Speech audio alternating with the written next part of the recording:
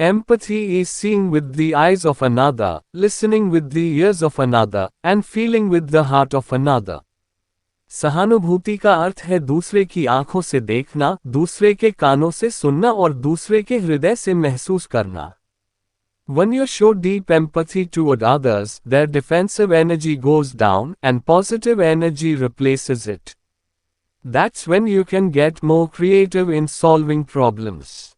जब आप दूसरों के प्रति गहरी सहानुभूति दिखाते हैं, तो उनकी रक्षात्मक ऊर्जा कम हो जाती है और उसकी जगह सकारात्मक ऊर्जा ले लेती है. तभी आप समस्याओं को सुलझाने में ज्यादा रचनात्मक हो सकते हैं. Empathy is about finding echoes of another person in yourself. सहानुभूति का अर्थ है अपने अंदर दूसरे व्यक्ति की प्रतिध्वनि ढूंढना. Empathy is simply listening, holding space, withholding judgment, emotionally connecting, and communicating that incredibly healing message of "You're not alone." सहानुभूति का अर्थ है बस सुनना, अपने लिए जगह बनाना, निर्णय न लेना, भावनात्मक रूप से जुड़ना, और आप अकेले नहीं हैं का अविश्वसनीय रूप से उपचारात्मक संदेश देना. Empathy is the most essential quality of civilization. सहानुभूति सभ्यता का सबसे आवश्यक गुण है. One of the most important things you can do on this earth is to let people know they are not alone. इस धरती पर आप जो सबसे महत्वपूर्ण काम कर सकते हैं, वह है लोगों को ये बताना कि वे अकेले नहीं हैं.